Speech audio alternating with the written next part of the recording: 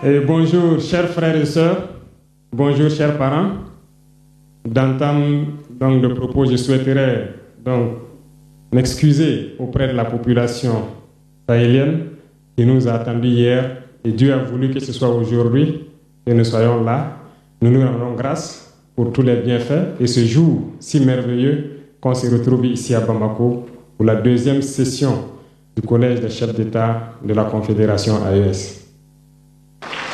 Je voudrais aussi rendre un hommage appuyé à nos vaillantes forces combattantes qui mènent un travail colossal sur le terrain et qui permettent qu'aujourd'hui nous pouvons nous retrouver ici pour communier au nom de nos populations. Je vais m'excuser encore une fois de plus auprès de ceux que mes mots pourraient vexer, parce que je n'irai pas par le dos de la cuillère. Nous allons nous attaquer encore aux mots qui miment l'Afrique.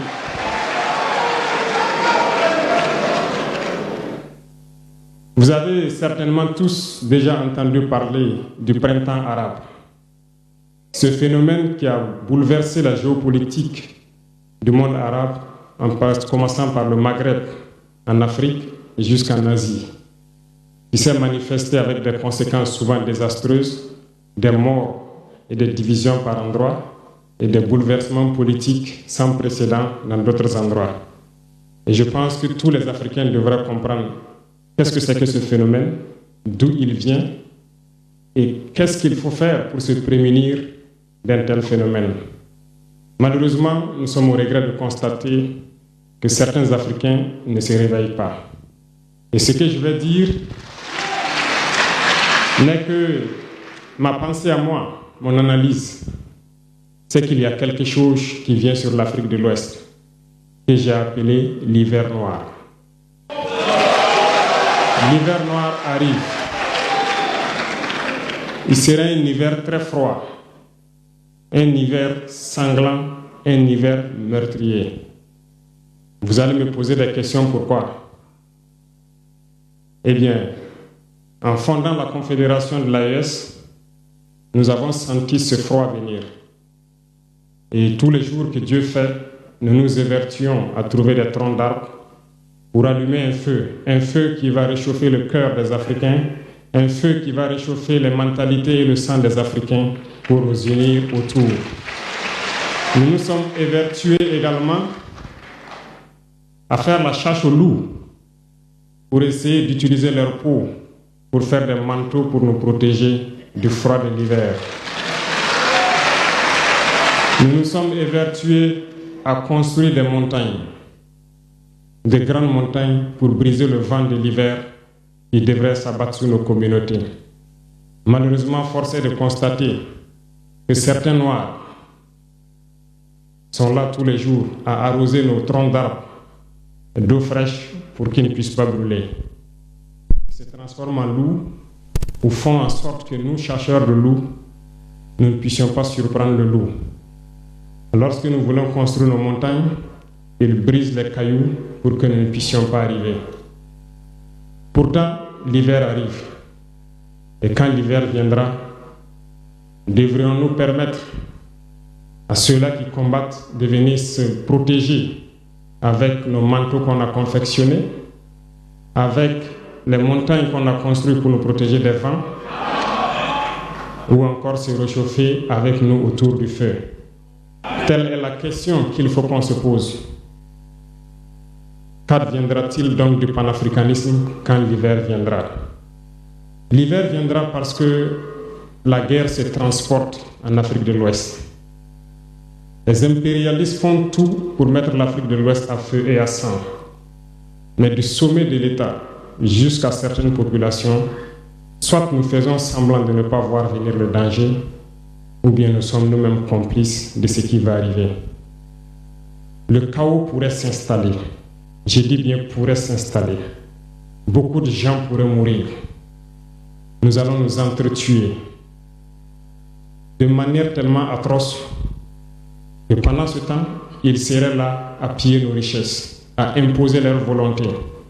Et ceux qui vont survivre de cette tragédie n'auront que deux choix. Soit s'unir pour toujours contre l'impérialisme ou se résumer à être des esclaves jusqu'à disparaître. Il faut donc se prémunir de l'hiver noir qui vient.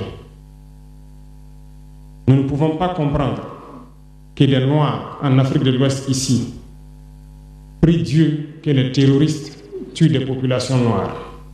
Nous ne pouvons pas comprendre que des chefs d'État lâches se cachent derrière des médias, soi-disant médias, pour décourager, insulter, activer la haine entre les populations.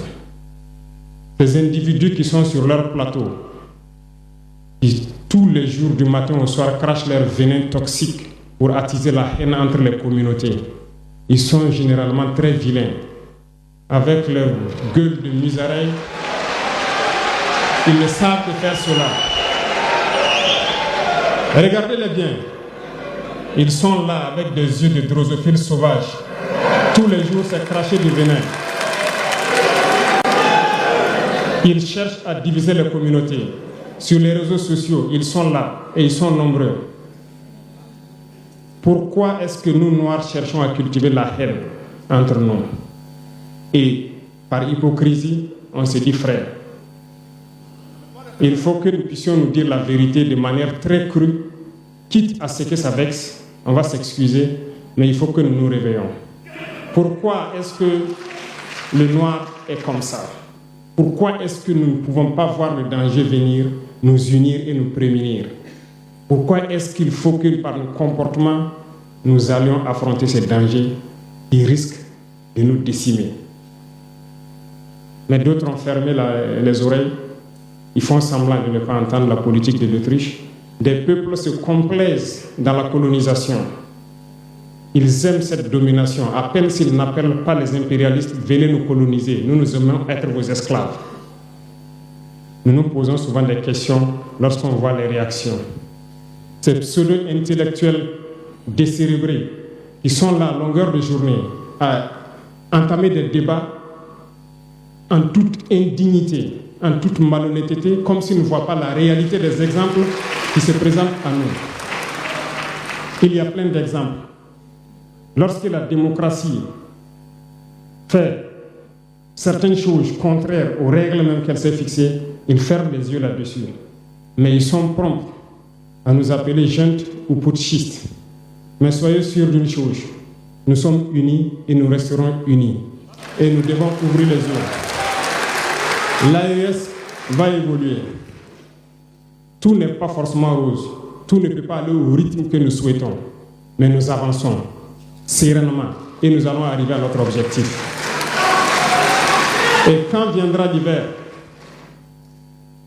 si il faille que nous passions par l'hiver pour être libres, pour être unis, nous prions Dieu qu'il en soit ainsi et qu'il protège nos populations.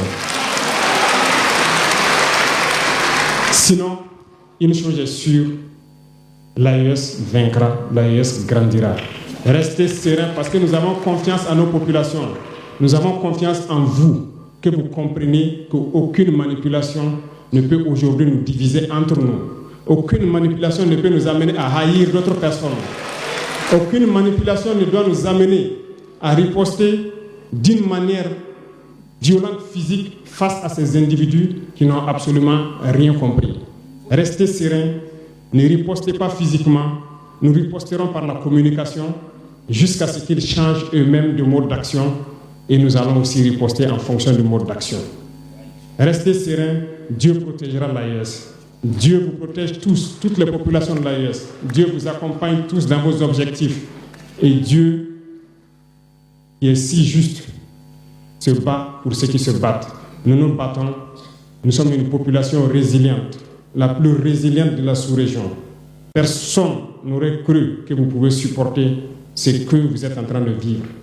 Nous allons vaincre le terrorisme, nous allons nous développer et nous allons nous affirmer. Nous allons avoir notre place dans le concert du monde. Que Dieu bénisse l'AES, que Dieu bénisse notre population résiliente et résistante. Que Dieu nous unisse davantage, la patrie ou la mort.